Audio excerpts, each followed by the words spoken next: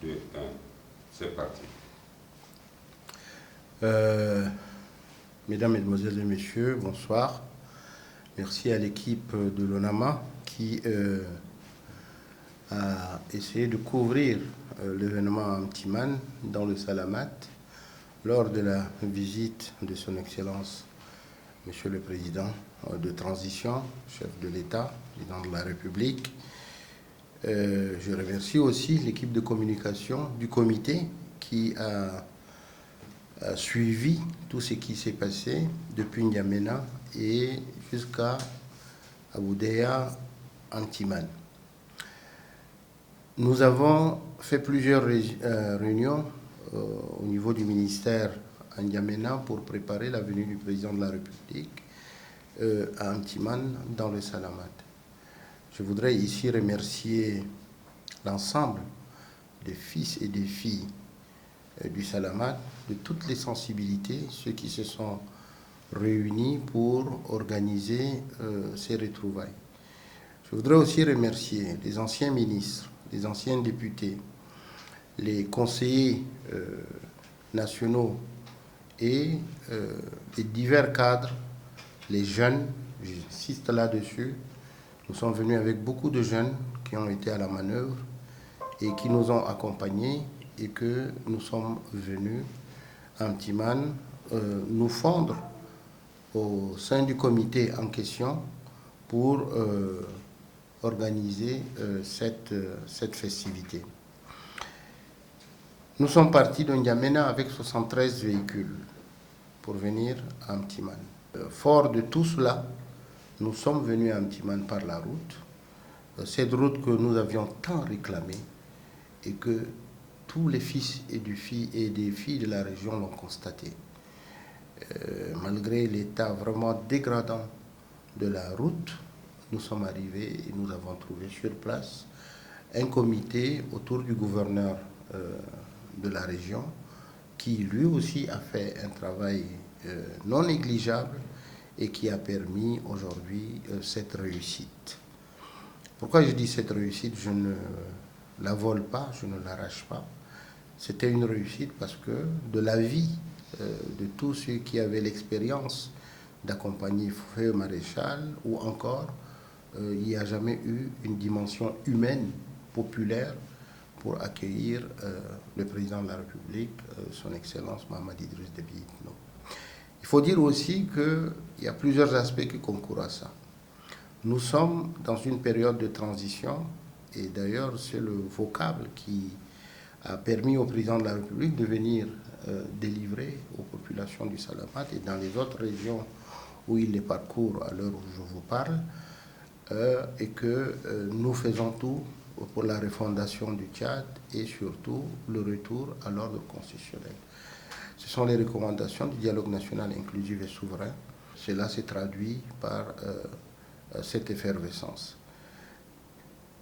Beaucoup de gens étaient sortis et à 70% c'était de jeunes hommes, de jeunes filles, parce que peut-être ils sont à la fleur de l'âge de son Excellence le Président de la République. Et cette communion s'est traduite surtout par le nouvel élan que nous prônons, nous tous, parce qu'on ne veut plus de division pour les fils de la région.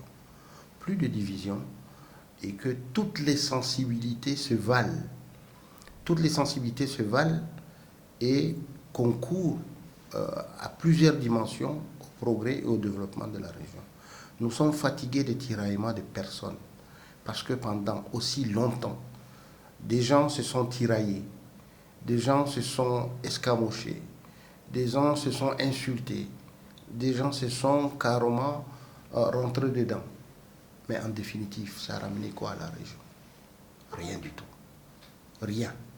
Nous ne pouvons pas continuer toujours à aller dans un sens qui fragilise tout le monde. La région du Salamat aujourd'hui manque de tout. Manque d'eau, manque d'écoles, manque de dispensaires, manque des hôpitaux, manque de routes. Nous sommes enclavés pratiquement 6 mois dans l'année par rapport à nos autres frères du Tchad. Qu'est-ce qui fait qu'on ne peut pas toutes les sensibilités concourir à élever cette région qui est le grenier du Tchad à une certaine dimension, faire tout pour aider le président de la République à atteindre les objectifs. Ce qui a prévalu, c'est que le président de la République est très satisfait de cette visite, de la sortie des fils et des filles du Salamat. Il nous l'a dit à plusieurs dimensions. Il est très content et cela s'est traduit par des projets qui sont signés et qui attendent d'être signés pour la région. Vous le savez, le projet Mongo Amtiman avec la première phase Mongo Aboudéa, c'est signé, c'est dans la poche, la première pierre est posée.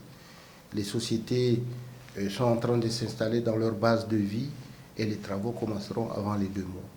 Donc, ce cauchemar de la route va pouvoir déjà permettre de soulager la population locale.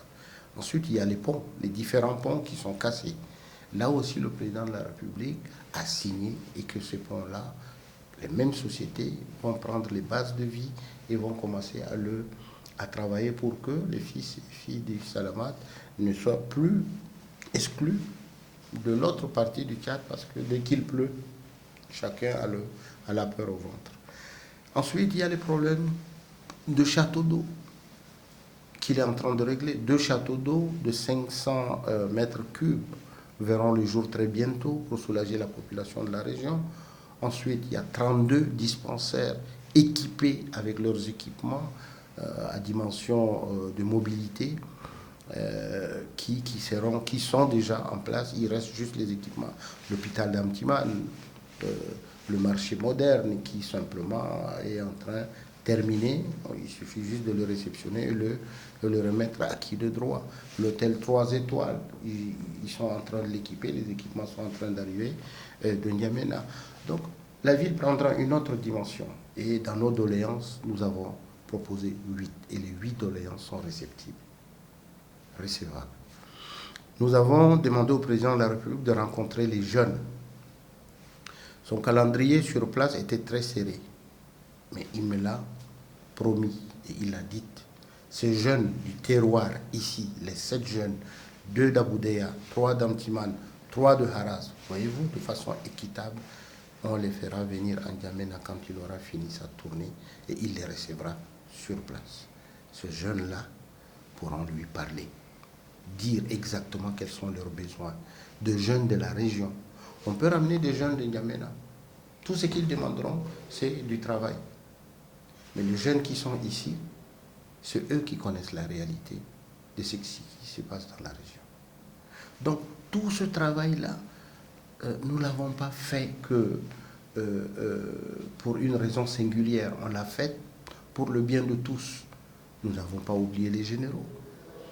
Parce que la région aujourd'hui du Salamat a à minimum peut-être 3 généraux, quelques officiers supérieurs.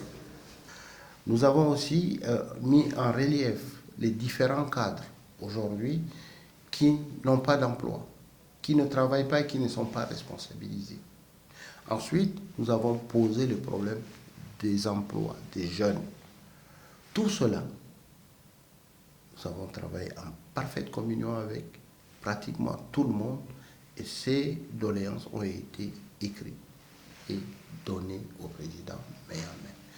Voilà, si je peux vous dire, en sorte de mini-bilan de tout ce qu'on a pu faire ici. Et une fois de plus, je voudrais remercier toutes les forces, que ce soit les forces de défense et de sécurité, les forces vives, les jeunes, les différents comités, les différentes commissions, le gouverneur et ses équipes et la population de la région qui est sortie massive pour exprimer son accueil chaleureux au président de la République.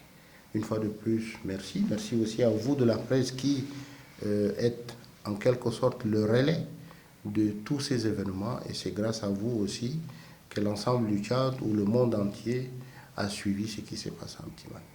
Merci infiniment.